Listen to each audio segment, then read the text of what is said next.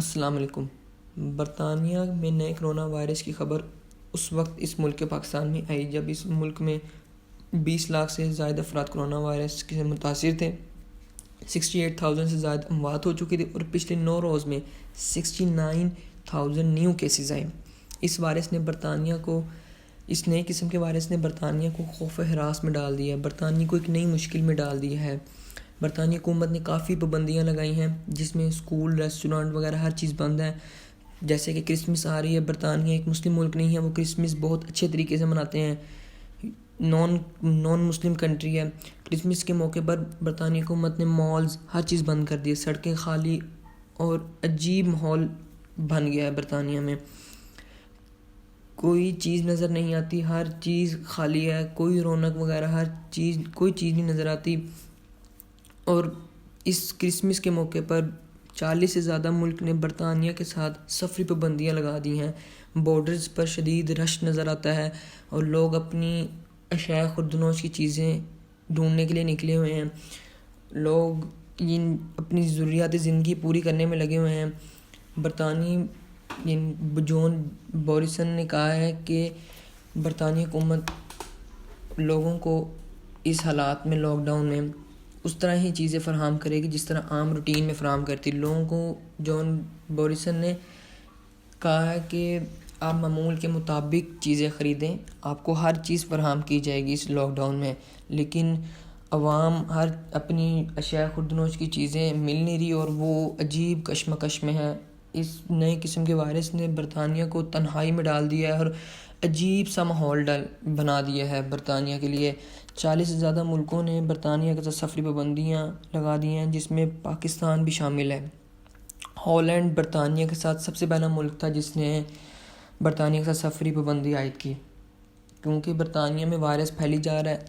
اس طرح ہی سارے ملک اپنی حفاظت کے لیے سفری پابندی عائد کر رہے ہیں۔ اس کے بعد اٹلی نے برطانیہ کے ساتھ، بیلجیم نے بھی لگا دیا ہے اور فرانس نے اتوار سے برطانیہ کے ساتھ 48 گھنٹوں کے لیے سفری پابندی عائد کر دی ہے۔ جرمنی نے اتوار سے برطانیہ کے ساتھ سفر محدود کرنے کی اپیل کر دی ہے اور اس کے علاوہ پرتگال، پولینڈ، اسپین نے بائیکاٹ کر دیا۔ فرانس میں سب نے کر دیا، بائیکاٹ کر دیا ہے برطانیہ کے ساتھ، کیونکہ اس نئے قسم کے وائرس کی کوئی تصدیق نہیں ہو رہی، کوئی کہ پتہ نہیں لگ رہا کہ اس کی کیا ہے، کس طرح کوئی ججمنٹ ہو سکے اس کی، جو یہ نیا ہی قسم کا وائرس ہے۔ اس لیے جو آخری فلائٹ لندن سے فرانس گئی ہے اس میں 10 بندے کرونا وائرس کا شکار تھے۔ برطانیہ حکومت نے پہلے 5 دنوں کے لیے فیصلہ کیا کہ 3 فیملی کے ممبرز ایک دوسرے سے مل سکتے ہیں، لیکن وہ بھی نہیں کارآمد ثابت ہوا۔ وہ اس طرح برطانیہ حکومت اپنے مسلسل فیصلے چینج کرتی رہی لیکن کوئی بھی فیصلہ کارآمد نہیں ہوا۔ جیسے کہ 25 دسمبر آ رہی ہے، کرسمس ڈے ہے، یہ ان دنوں کو برطانیہ کی پیک ریڑھ کی ہڈی سمجھا جاتا تھا کہ برطانیہ میں بہت شاپنگز ہر چیز ہوتی تھی، لوگ اپنی گفٹس، کپڑے وغیرہ ایک دوسرے کو گفٹ کرنے کے لیے خریدتے تھے۔ یعنی کہ آپ پچھلے سال کے مقابلے میں دیکھیں، برطانیہ کرسمس بہت اچھے طریقے سے مناتا ہے، اس میں بہت زیادہ ہر چیز نظر آتی ہے، سڑکوں پر ڈیکوریشن وغیرہ، لیکن اس نئے قسم کے وائرس کی وجہ سے کوئی ہو کا عالم ہے، ہر جگہ ہی یعنی کوئی رونق نظر نہیں آتی۔ لیکن یہ یعنی کہ پچھلے سال کے مقابلے میں برطانیہ حکومت کہتی ہے کہ ہماری یہ ریڑھ کی ہڈی کے دن ہے، یعنی کہ ان دنوں میں برطانیہ حکومت بہت پیسہ کماتی ہے اور یہ لاک ڈاؤن کے ڈیز میں جیسے کہ بند ہو گیا سب کچھ، یہ برطانیہ کو اکانومی میں بہت فرق پڑے گا اور وہ کہتے ہیں کہ ان کو سنبھالنا بڑا مشکل ہو جائے گا، کہ لاس ہوگا ان کو بہت۔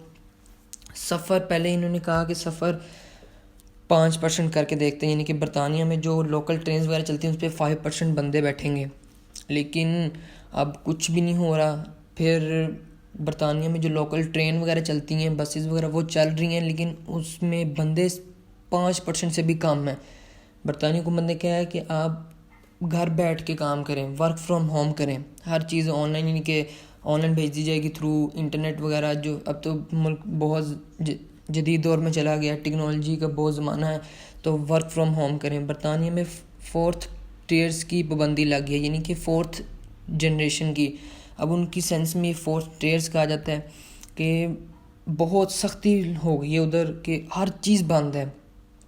لوگ اس کو تنقید کا نشانہ بنا رہے ہیں کہ پاکستان کی طرح برطانیہ نے بھی کیوں اس طرح کے فیصلے نہیں کیے کرونا سے بچ سکیں، کیونکہ ہر بندے کا کاروبار ہوتا ہے۔ اس کووڈ کے ڈیز میں، لاک ڈاؤن کے ڈیز میں ہر چیز تو بند ہو جاتی ہے، تو لوگ اس چیز کو تنقید کا نشانہ بنا رہے ہیں کہ ہمارے کاروبار بند ہو گئے ہیں۔ ایک ریڈیو ٹاک ہے برطانیہ میں، سب سے بڑی ٹاک ہے وہ، اس میں کہا گیا ہے کہ لوگوں نے کہا ہے کہ پاکستان کی طرح برطانیہ نے کیوں اس طرح کے سٹیپ نہیں اٹھائے کہ کووڈ سے بچ سکیں۔